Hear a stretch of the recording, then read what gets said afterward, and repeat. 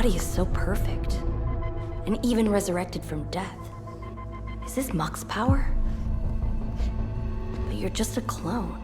You're not worth it. Your life was meant to be mine. Now give it back. Who are you? Good, it's just a shot. What are you doing? Get off me!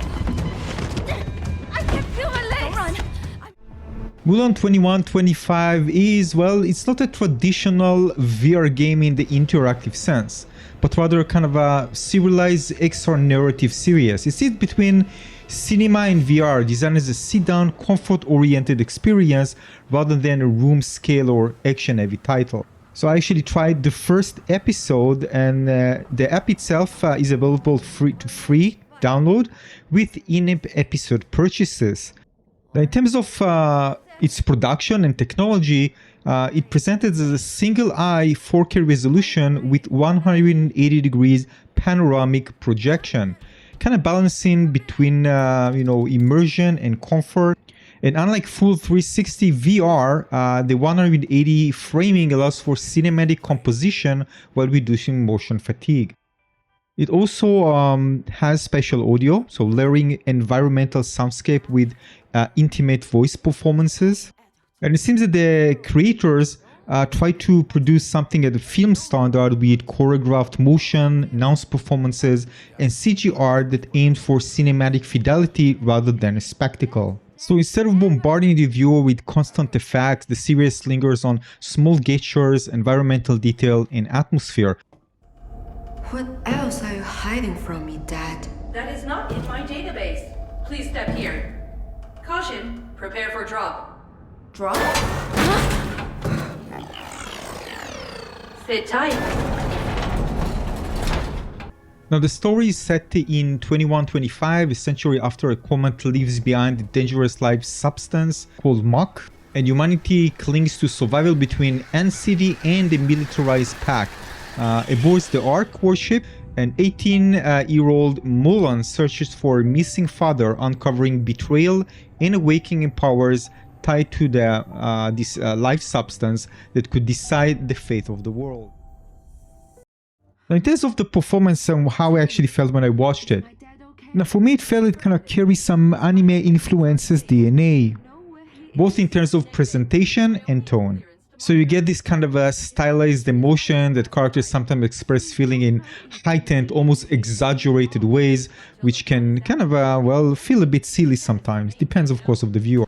So don't expect anything kind of a serious sci-fi backdrop here with kind of more realistic acting.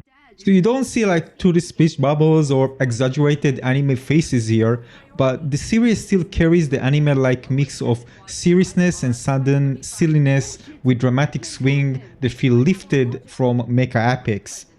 By that I mean we have the representation of power, legacy, humanity struggle to survive. That being said, it does involve some interactions, so it's not like purely just viewing experience. So in this case you can see that I'm controlling the view. I see the view of a drone, and I can actually use my hand in order to highlight enemies above the surface in the ship. So yeah, it's also interactive and in a really fun way. Although I have to admit that the presentation of it wasn't really great, because it felt like when I viewed it, the entire area around me kind of blew up of proportions. It appears just so big, like a big hole. So it just kind of wasn't really presented well. Again, because as I mentioned, we are not actually in a 3D space, right? But of course the objects themselves are 3D. There's also plane, the projected streaming of the parts of the game, where you can actually just control it and just move around and view it from different angles. Now, to be honest with you, I'm a big fan of anime, so I actually like how Mulan 2125 carries the same kind of mix of sometimes seriousness and sudden bursts of melodrama. It feels like a mecha-inspired epic reimagining through the lens of cinematic VR. And considering the 20-30 minute mark episodes, I think the left gives the story a room to breathe, so letting the atmosphere and character moments build without feeling rushed like so many VR shorts. Now, because it's more anime-like, more melodramatic, there are lots of these, different moments that really entertain, rather than feeling like you're just waiting for the next big moment. It's something that you get in cartoons, for example. Lots of funny, crazy, and silly moments. They're just fun to watch. But some moments felt a bit awkward, like this moment between her and her father.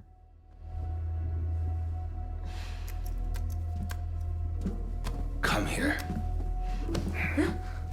Take my watch. Stay here. No! I'm coming with you! I'm not a That kid isn't anymore! order. Yeah, so some moments kind of break it sometimes because of the acting and also the animation that feel a bit awkward to certain situations. Captain's orders. Hey! Liar! Please use the wake-up word, hey movie. Now, in terms of immersion, well, it's amazing, and everything, sense of presence, the sense of scale of the world, of course, because you're very close, of course, to the entire projected scene, you feel like you're actually there. So if it's a house, it feels big. If it's a ship and you're close to it, it feels huge. Also, some of the transition between different scenes were so much impactful that otherwise, if you were just watching it on a regular screen, it wouldn't be the same.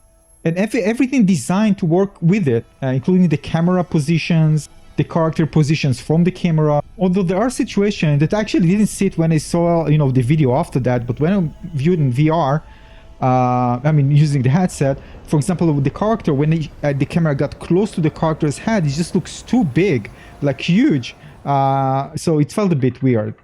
But transition like this, for example, just look amazing and so immersive. Just this simple thing when transition through for the numbers into the scene felt amazing. And of course, the ocean, you just felt like you're actually there. Everything just feels big and encompasses you, and with the spatial audio, of course, it's just unbelievable.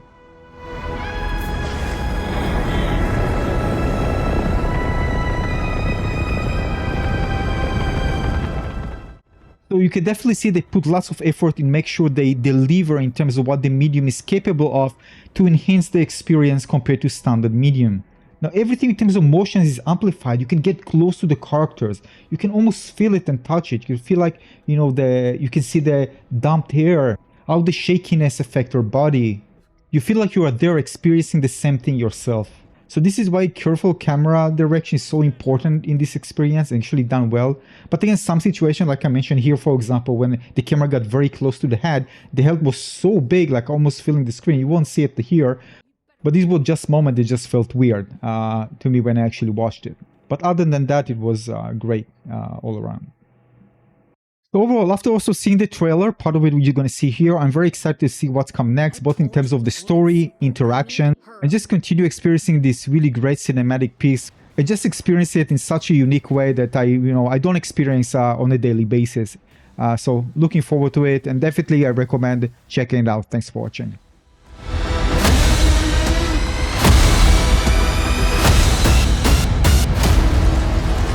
If you want to give me a directive, please use the wake-up word, hey movie,